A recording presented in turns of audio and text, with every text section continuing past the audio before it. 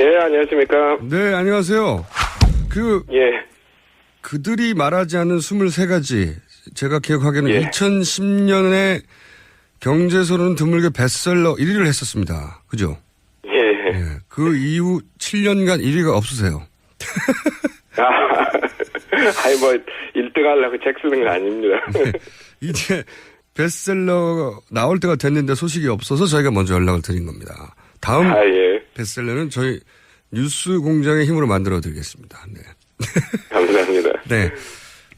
그런데 교수님 이름을 필요로 하는 분들이 요즘 좀 있는 것 같아요. 반기문 전 총장도 교수님 영입한다는 계획이 있다는 언론 보도도 있고 하는데 혹시 연락 온 적 있나요? 아니요, 전혀 없습니다. 예. 연락이 없었어요? 예, 아니, 그리고 저는 경제 정책에 대한 얘기는 많이 하지만 제가 현실 정치에 참여하겠다는 생각은 전혀 없기 때문에요. 네. 거절을 한 게 아니라 연락 주시더라도. 거절을 한 게 아니라 연락 자체가 없었다? 예. 예. 근데 선거 때만 되면 한 번씩. 연락 주시더라도 안 할 겁니다. 예. 아, 그래요? 예. 예. 누가 어떤 조건으로 연락을 하더라도 안 한다는 말씀이신 거죠? 예. 저는 공부하는 사람이지, 정치나 정책하는 사람이 아니기 때문에, 예. 예를 들어서 다음 책 베스트셀러 1호를 만들어주겠다, 이런 제안이 와도. 아니, 그래도 아니죠. 알겠습니다. 자, 사다리 걷어차기, 이게 큰 센세이션을 일으켰습니다. 이게 벌써 14년 전인데. 예, 제가 좀 무식하게 정리를 해보면, 당시 내용이 뭐냐면, 선진국들이 자기들끼리는 부자가 되려고 보호무역을 했는데, 후발주자들이 그러려고 하면, 계속 가난한 상태로 자기들 시장 역할이나 하면서 사다리를 걷어찬다. 이런 내용이지 않습니까? 그렇죠. 요약하면. 예. 근데 이제 미국의 트럼프가 등장하면서 다시 강력한 보호무역을 들고 나왔어요. 그래서 제가 여쭤보고 싶은 게, 이제 미국은 어떻게 되고, 그러면 세계 경제는 어떤 영향을 받냐. 이 얘기부터 좀 들어보고 싶습니다. 예. 그렇죠. 예. 근데 미국 이제 트럼프 대통령이 온갖 얘기를 다 하죠. 무슨 중국을 통화 조작국으로 규정해서 35% 관세를 매기겠다. 멕시코하고 국경에 담싸야 되니까 멕시코 제품에 20% 관세 매기겠다 하는데. 근데 그런 것들이 미국이 세계 무역기구 회원에다가 멕시코하고는 나프타 조약도 있고 해가지고 그렇게 쉽게 할 수는 없어요. 그리고 무엇보다도 중요한 게 지금 미국 경제 구조가 대부분의 자기들 소비 제품을 외국에서 만들어서 수입을 하잖아요. 그래서 아이폰이나 무슨 나이키 신발 이런 것들은 중국에서 만들어 오고 자동차 같은 거는 멕시코에서 많이 만들어 오는데 그거를 그런 식으로 관세를 매기겠다고 하면 미국 기업들부터 우선 손살에 칠 거고 미국 소비자들도 갑자기 아이폰 가격이 30% 뛴다 이러면 가만히 있겠습니까? 그래서 제가 보기에는 물론 보호무역주의적인 방향으로 가긴 가겠지만 그렇게 트럼프 대통령이 말하는 것처럼 손쉽게 할 수 있는 일들 아니에요. 이게 일종의 프로파간다지 실제 말하는 그만큼의 큰 변화는 없을 거다고 보시는 거군요. 예, 저는 그렇게 생각합니다. 그렇다 하더라도 우리나라에는 미국에 대한 의존도가 높으니까 영향이 있지는 않을까요? 그렇죠. 아무래도 있겠죠. 예, 우리나라는 미국뿐이 아니라 대외 의존도가 높기 때문에 지금 세계 경제가 한마디로 굉장히 불확실하잖아요. 미국 트럼프 대통령이 이제 그런 식으로 나오고 있고 또 유럽에서는 영국이 이제 브렉시트 협상 시작하면 또 그것 때문에 온갖 갈등과 혼란이 일어날 거고 또 중국하고 지금 또 사드 문제 때문에 중국이 우리한테 또 무역 제재하는 것도 있고 또 하다못해 미국 금리 인상이 어떻게 되냐에 따라 세계 금융 시장이 출렁거릴 수도 있고 하기 때문에 지금 굉장히 우리로서는 어려운 상황이죠. 그렇죠. 그런데 우리 경제가 그런 대응을 해나가야 하는데 이미 사실 상당히 허약하다 이런 분석이 많아요. 그래서 그렇죠. 얼마나 허약한지 이제 정부 발표하고 민간의 분석이 굉장히 차이가 나거든요. 근데 밖에서 보시기에 우리 경제가 지금 어떤 정도로 안 좋은 건지 제가 이제 경제 바보거든요. 좀 쉽게 이 정도로 안 좋다 좀 설명해 주십시오. 그러니까 이제 잘하고 못하고 이런 게 다 상대적인 얘기니까 예를 들어 못하는 나라하고만 비교하면 아직도 그래도 2, 3%라도 성장하니까 뭐 1%도 못한 나라들인데 거기보다 낫다 이렇게 얘기할 수 있지만 우리나라가 지금 뭐 이게 문제가 이게 저성장이 하루 이틀 된 얘기가 아니라 이미 저 1997년 외환위기 이후부터 특히 그 이명박 정부 이후부터 추구한 그 개방이라던가 자유화 정책들이 제 의견으로는 이게 잘못돼가지고 이미 경제가 저성장, 고불평등 이런 체제가 고착이 됐어요. 그래서 이게 지금 정부에서 뭐 돈 조금 풀고 규제 조금 완화한다 뭐 이런 거 가지고 지금 해결되지 않을 정도로 이제 그 체질 자체가 이제 약화가 된 겁니다. 체질 자체가. 그러니까 방금 IMF 이후 이제 계속 우리 경제가 약화되어 왔는데 특히 이명박 정부의 노선 자체가 문제라고 말씀하셨는데 이걸 좀 구체적으로 설명해 주시면 이명박 정부 이후에 어떤 그 노선에 문제가 있었고 그게 어떤 결과를 낳았는지. 그러니까 이제 그 전 정부부터 김대중 노무현 정부부터 이제 처음에는 이제 IMF의 강요도 있었고 이제 그런 그 두 정부 때부터도 이미 그런 기미가 보였지만 이제 특히 이명박 정부 들어오고 이러면서 금융시장 개방 그리고 국내 경제 규제 완화 이런 식으로 방향이 완전히 잡혔잖아요.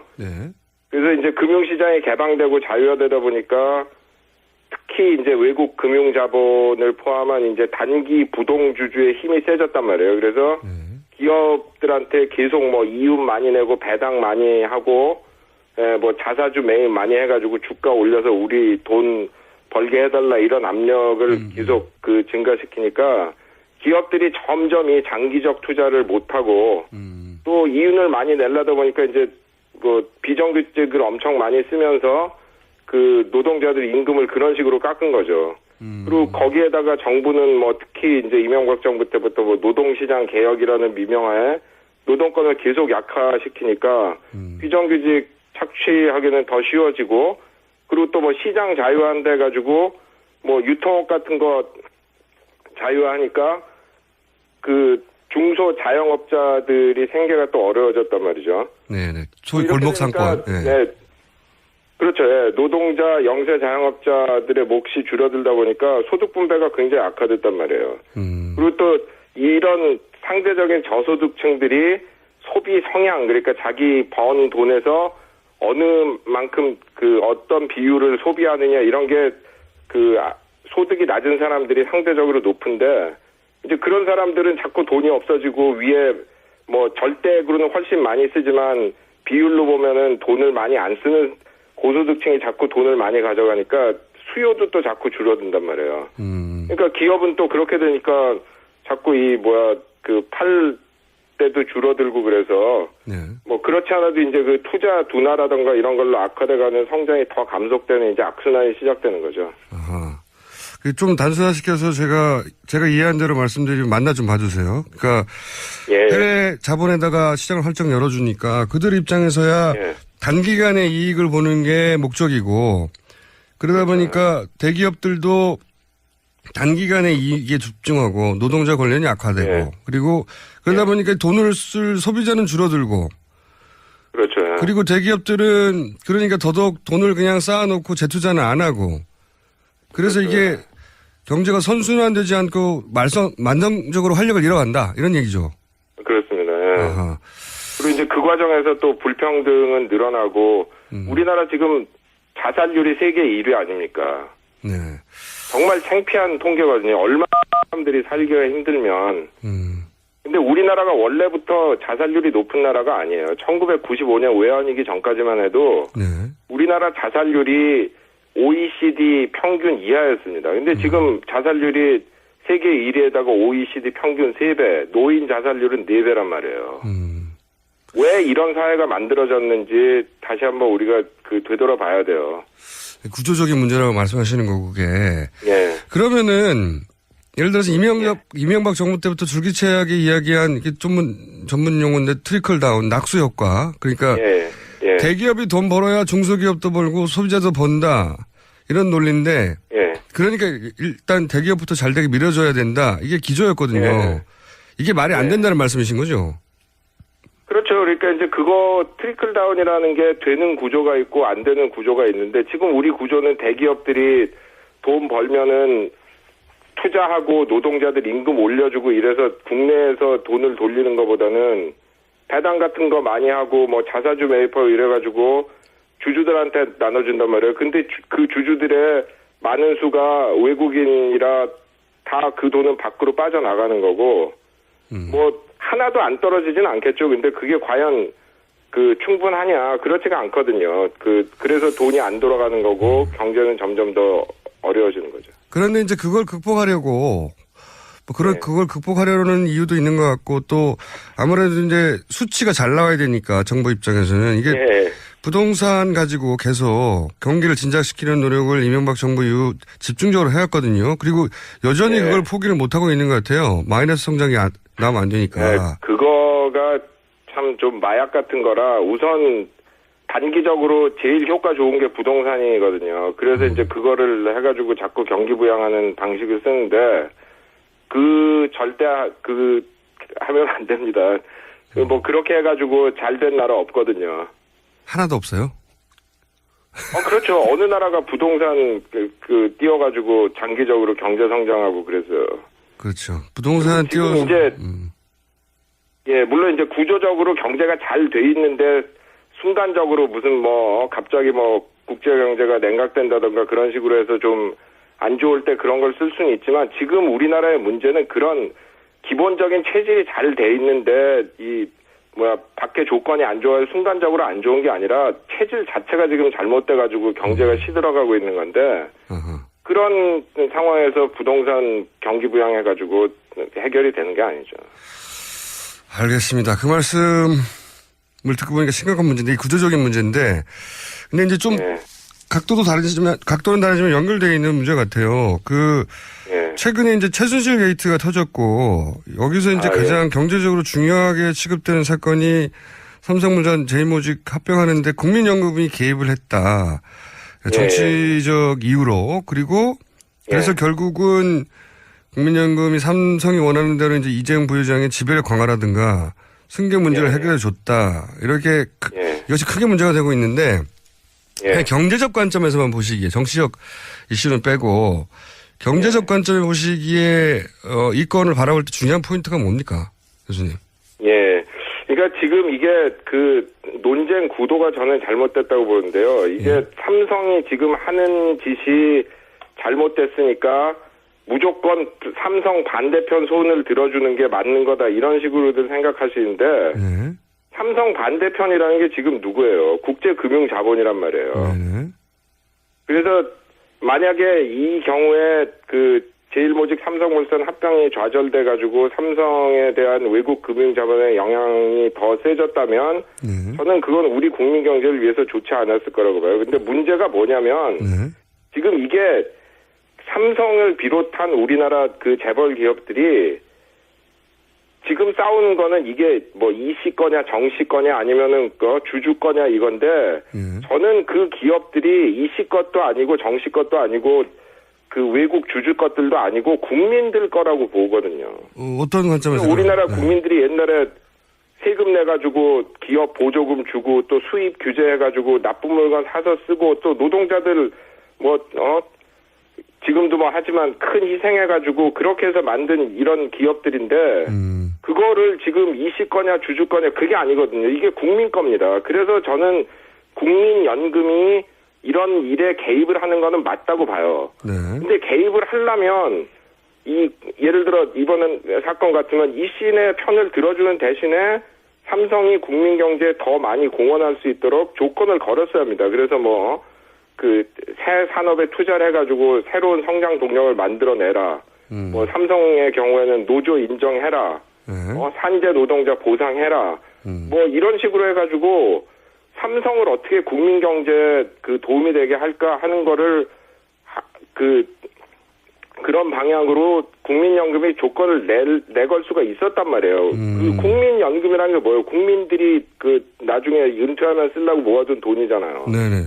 그걸 통해서 개입하기가 얼마나 좋습니까? 좋은 방향으로 삼성을 바꿔서 국민 경제를 바로 잡을 수 있는 절호의 기회였는데 이거를 그냥 최순실 씨 딸 말 사주고 이런 거 해주고 그냥 끝나버렸잖아요. 말 사주고. 아니 이건 정말로 네. 정말 절호의 기회를 놓친 겁니다. 그러니까 다른 거 다 떠나서 경제의 관점에서만 보기에도 너무 아까우신 거군요, 이게. 결국 말 사주고 그렇죠. 예. 예. 그 교수님 관점은 국민들이 국민연금을 통해 가지고 훨씬 더 많이 얻어낼 수 있었거든요. 우리가 이번에 너희 편 들어 줄 테니까 이런 거 해가지고 노동자 처우 개선하고 국민 경제에 더 공헌하고 기업 지배구조 투명성 더 높이고 뭐 이런 식으로 조건을 다 내걸 수가 있었는데 그냥 아무 조건 없이 그냥 그래 그때 해준다. 알고 보니까 그 조건이라는 게 최 여사 딸 말 사줘라 뭐 이런 거 아니에요. 그렇죠. 엄청나게 천박한 건데. 무너질 일이죠. 이 교수님 관점이 신선한 것이 이제 물론 동의하지 않는 분들도 있겠지만 이런 사안 많으시죠. 예. 네, 이 사안을 이제 진보 진영식으로는 아무래도 선악 기준으로 보게 되는데 그렇게 보지도 않으시고 예. 또 보수 진영에서는 오로지 이익의 관점에서만 보는데 그렇게 보지도 않으시고 그래서 이제 진보 보수 진영 양쪽에서 선거 때 되면 이제 우리 편인 줄 알고 자꾸 부르는 거죠, 교수님을. 그런데 그렇죠. 예. 그래서 많이들 오해를 합니다. 예. 네. 그래서 이제 재벌 해체 이런 구호에도 이제 바로 동의하지 않으시는 건데 근데 이런 문제는 여전히 있습니다. 뭐냐면 말씀하셨듯이 그런 재벌들이 커가는데 국민들의 희생이나 노력이 있는데 그걸 재벌들은 자기들 걸로 사유화해버렸잖아요, 완전히. 그렇죠. 예. 네, 국가적 혜택을 입었는데 그 혜택의 결과를 사유화해버렸단 말이죠. 이 정격 유착의 고리는 그러면 교수님 해법은 어떻게 해결해야 되는 겁니까, 이게? 예, 그러니까 이제 제가 보기에 우리가 발을 잘못 내디딘 게 재벌 개혁을 분명히 해야 됩니다. 근데 개혁이라는 게 국민과 노동자를 위한 개혁이 돼야지 주주를 위한 개혁이 되면 안 되거든요. 근데 현재 우리나라의 대부분의 분들이 생각하는 재벌 개혁이라는 거는 왜 이 시내 5%밖에 안 갖고 있는데 막 복잡한 소유구조 만들어가지고 마치 자기들이 50% 갖고 있는 것처럼 통제해 이거 못하게 해야 될 거 아니야. 네. 그러면 그렇게 해가지고 그거를 바꾸면은 결국 뭐예요? 힘을 얻는 사람들은 대한민국 국민과 노동자들이 아니라 외국의 금융자본입니다. 그래서 저는 그게 잘못됐다는 거고 그 정경유착 문제를 해결하는 거는 그런 걸 이제 잘 해결한 예를 들어 스웨덴이나 핀란드 이런 나라들 보면 결국 필요한 거는 민주주의를 강화하고 투명성을 강화하는 수밖에 없어요. 예를 들어 스웨덴, 핀란드 이런 나라들은 거기 국세청 사이트에 들어가면 누가 1년에 돈을 얼마 벌어서 소득세를 얼마 냈나 물론 이제 자세한 내용은 안 가르쳐주지만 그런 걸 다 볼 수 있다 그래요. 네. 그러니까 조세가 투명하고 그다음에 정부 정책이 투명해야 됩니다. 그러니까 산업 정책이 도리어 옛날처럼 이렇게 무슨 계획도 있고 아주 명확히 있고 이걸 또 국회나 국민들이 잘 감시할 수 있으면 사실 특혜를 준다는 게 힘들죠. 근데 그런 것도 없고 하니까 대통령이 재벌 총수 만난 다음에 면세점 한 2억에 더 열어주지 하면은 그게 확 바뀐단 말이에요. 네, 말도 사주고. 그러니까 정책이 투명해야 되고 그를 또 뒷받침하기 위해서는 대통령 권한이 약화돼야 되고 국회와 국민의 힘이 강화돼야 되죠. 굉장히 원론적인 말씀이신데 사실은 그거밖에 방법이 없다는 거죠. 다른 나라 예를 봐도. 그럼요. 뾰족할 수가 없어요. 왜냐하면은 정경 유착을 없애자고 예를 들어 그러면 우리나라 예를 들어 200~300명 이상 고용하는 기업을 다 200~300명 고용하는 기업을 이하로 고용하는 기업으로 쪼개자. 그거는 정치적으로는 그럴듯하게 들릴지 모르지만 200~300명 되는 기업 가지고 자동차 수출할 수 있습니까? 그런 대기업이 필요하단 말이에요. 그러니까 그거를 쓰되 그거를 통제할 수 있는 정부가 있어야 되고 그 정부가 정경유착이 안 되고 통제할 수 있도록 민주주의가 강화되고 국민들이 예를 들어 고위공직자 소환권을 갖는다던가 대통령 권한을 약화시키고 검찰에 대한 견제를 강화한다던가 이런 식으로 해가지고 힘의 균형을 바꾸면 그런 것들이 많이 해결이 되죠. 알겠습니다. 지금은 견제할 권력이 없으니까요, 실제로. 예. 그 힘을 오로지 아주 소수의 권력자가 가지고 있으니까 이제 거래를 하는 거죠, 지금은. 예. 그렇죠. 예. 그래서 저는 그 민주주의라는 게 중요하다고 생각해요. 결국은 거기서 그 힘이 나오는 거거든요. 물론 이제 민주주의라고 하는 게 그냥 단순히 뭐 4년에 한 번씩 국회의원 뽑고 그 사이에는 잊어먹자 이런 게 아니라 이번 우리나라 너무나 그 훌륭한 에너지를 보여줬잖아요. 국민들이 나가가지고 진짜 길에서 추운데 촛불 들고 해가지고 정치를 바꾸고 있단 말이에요. 그런 것이 말하자면 승화가 돼가지고 제도화가 돼야지 이렇게 한번 하고 뭐 그다음에 누구 대통령 하나 뽑으면 그 사람이 또 다시 이런 식으로 하고 그러면 안 되죠. 그 촛불 얘기하셨는데 그러면 교수님 관점에서 이번에도 경제적 관점에서 이 민주주의가 이제 경제적 민주주의로 가야 된다 이런 말씀이신 것 같은데 경제적 민주주의라는 게 좀 더 구체적으로 말하면 어떤 방향으로 가야 되는 겁니까? 지금 이제 우리나라에서 경제 민주주의 하면 아까 말한 주주 권력 강화를 통한 재벌 개혁 그게 핵심처럼 돼 있는데요. 네. 저는 복지국가 강화하고 노동권 강화가 진정한 경제 민주주의라고 생각해요. 뭐냐면은 원래 자본주의라는 거는 내지는 시장주의라는 거는 1원 1표잖아요. 예. 돈 많은 사람 마음대로 하는 거란 말이에요. 예. 그래서 그거를 견제하자고 만든 게 민주주의입니다. 예.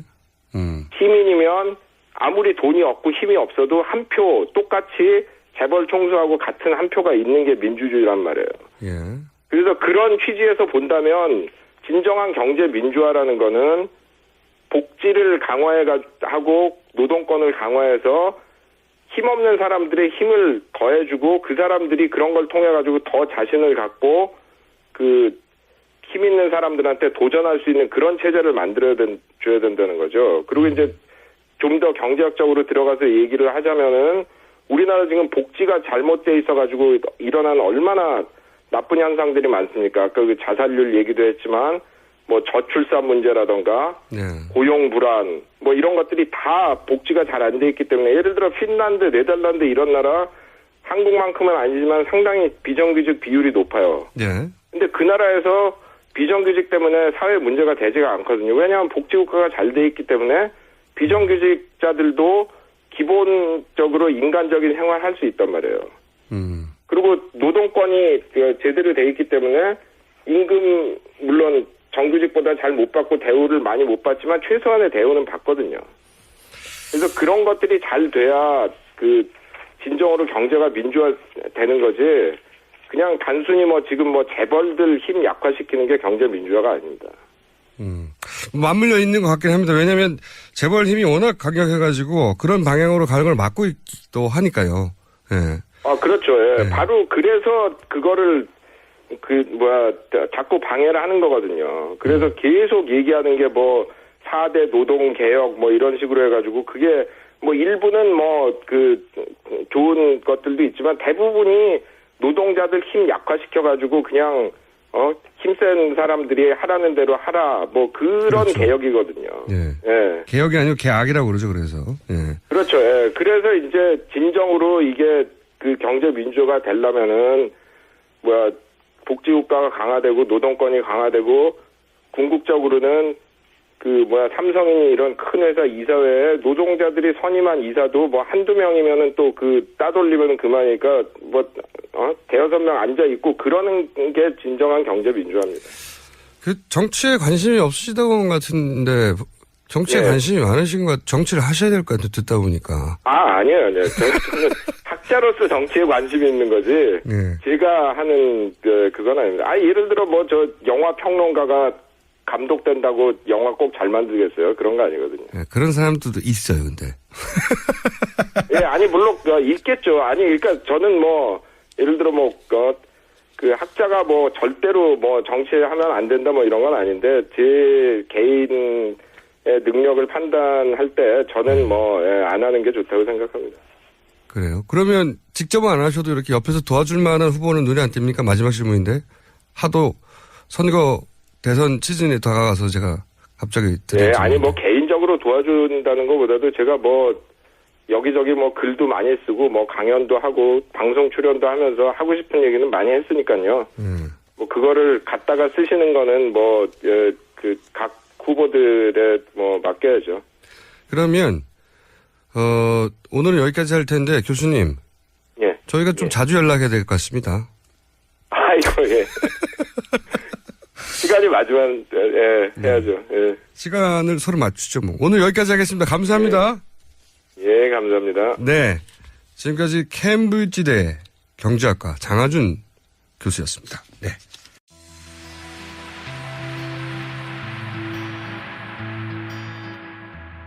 혼자 아니와도.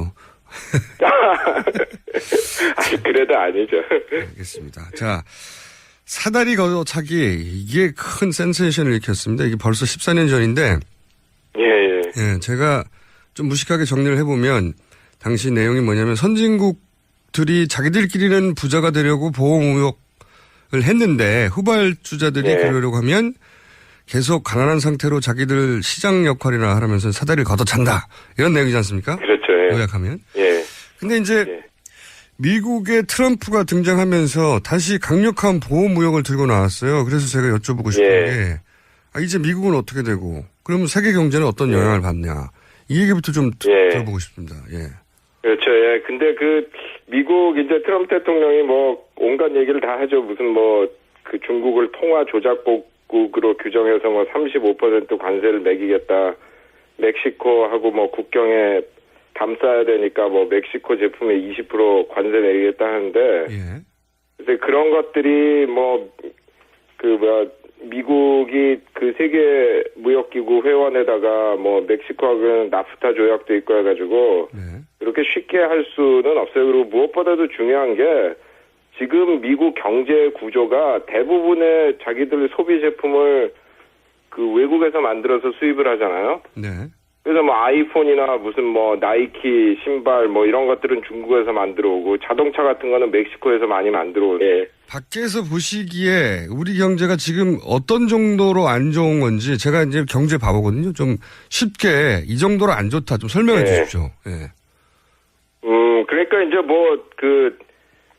잘하고 못하고 이런 게 다 상대적인 얘기니까 예를 들어 못하는 나라하고만 비교하면 아직도 그래도 2, 3%라도 성장하니까 1%도 못한 나라들인데 거기보다 낫다 이렇게 얘기할 수 있지만 우리나라가 지금 이게 문제가 이게 저성장이 하루 이틀 된 얘기가 아니라 이미 1997년 외환위기 이후부터 특히 이명박 정부 이후부터 추구한 개방이라던가 자유화 정책들이 제 의견으로는 이게 잘못돼가지고 이미 경제가 저성장 고불평등 이런 체제가 고착이 됐어요. 그래서 이게 지금 정부에서 돈 조금 풀고 규제 조금 완화한다 이런 거 가지고 지금 해결되지 않을 정도로 이제 체질 자체가 이제 약화가 된 겁니다. 체질 자체가. 그러니까 방금 IMF 이후 이제 계속 우리 경제가 약화되어 왔는데 특히 이명박 정부의 노선 자체가 문제라고 말씀하셨는데 이걸 좀 구체적으로 설명해 주시면 이명박 정부 이후에 어떤 노선에 문제가 있었고 그게 어떤 결과를 낳았는지. 그러니까 이제 그전 정부부터 김대중 노무현 정부부터 이제 그거를 그런 식으로 관세를 매기겠다고 하면 미국 기업들부터 우선 손살에 칠 거고 미국 소비자들도 갑자기 아이폰 가격이 30% 뛴다 이러면 가만히 있겠습니까? 그래서 제가 보기에는 물론 보호무역주의적인 방향으로 가긴 가겠지만 그렇게 트럼프 대통령이 말하는 것처럼 손쉽게 할 수 있는 일들 아니에요. 이게 일종의 프로파간다지 실제 말하는 그만큼의 큰 변화는 없을 거다고 보시는 거군요. 네, 저는 그렇게 생각합니다. 그렇다 하더라도 우리나라에는 미국에 대한 의존도가 높으니까 영향이 있지는 않을까요? 그렇죠. 아무래도 있겠죠.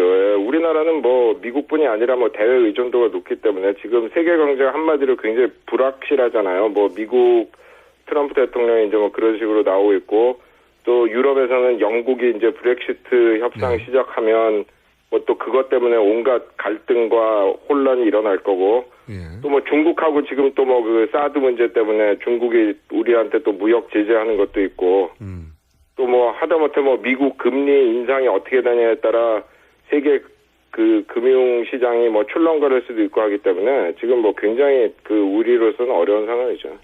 그렇죠. 그런데 우리 경제가 그런 대응을 해나가야 하는데 이미 사실 예. 상당히 허약하다 이런 분석이 많아요. 그래서 그렇죠. 예, 얼마나 허약한지 이제 정부 발표하고 민간의 분석이 굉장히 차이가 나거든요. 근데 뭐 처음에는 이제 IMF의 강요도 있었고 이제 그런 그 두 정부 때부터도 이미 그런 기미가 보였지만 이제 특히 이명박 정부 들어오고 이러면서 금융시장 개방 그리고 국내 경제 규제 완화 이런 식으로 방향이 완전히 잡혔잖아요. 네.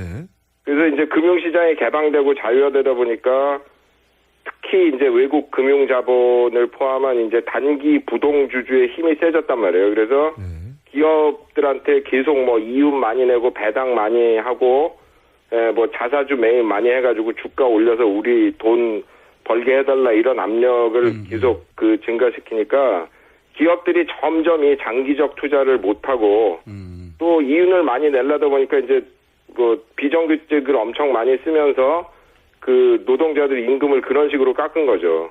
그리고 거기에다가 정부는 특히 이제 이명박 정부 때부터 노동시장 개혁이라는 미명하에 노동권을 계속 약화시키니까 비정규직 착취하기는 더 쉬워지고 그리고 또 시장 자유화한다 해가지고 유통업 같은 거 자유화하니까 중소 자영업자들이 생계가 또 어려워졌단 말이죠. 네네. 소위 골목 상권. 네.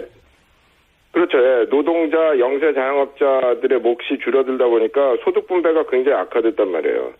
그리고 또 이런 상대적인 저소득층들이 소비 성향.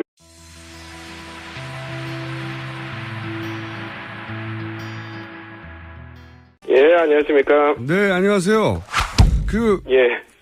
그들이 말하지 않는 23가지. 제가 기억하기에는 2010년에 경제소는 드물게 베스트셀러 1위를 했었습니다. 그죠? 예. 그 이후 7년간 1위가 없으세요. 아니 1등 하려고 책 쓰는 거 아닙니다. 네. 이제 베스트셀러 나올 때가 됐는데 소식이 없어서 저희가 먼저 연락을 드린 겁니다. 다음 베스트셀러는 저희 뉴스 공장의 힘으로 만들어 드리겠습니다. 네. 감사합니다. 네. 그런데 교수님 이름을 필요로 하는 분들이 요즘 좀 있는 것 같아요. 반기문 전 총장도 교수님 영입한다는 계획이 있다는 언론 보도도 있고 하는데 혹시 연락 온 적 있나요? 아니요, 전혀 없습니다. 예. 연락이 없었어요? 예, 아니, 그리고 저는 경제 정책에 대한 얘기는 많이 하지만 제가 현실 정치에 참여하겠다는 생각은 전혀 없기 때문에요. 네. 거절을 한 게 아니라 연락 주시더라도. 거절을 한 게 아니라 연락 자체가 없었다? 예. 예. 근데 선거 때만 되면 한 번씩. 연락 주시더라도 안 할 겁니다. 예. 아, 그래요? 예. 예. 누가 어떤 조건으로 연락을 하더라도 안 한다는 말씀이신 거죠? 예. 저는 공부하는 사람이지, 정치나 정책하는 사람이 아니기 때문에, 예를 들어서 다음 책 베스트셀러 1호를 만들어주겠다, 이런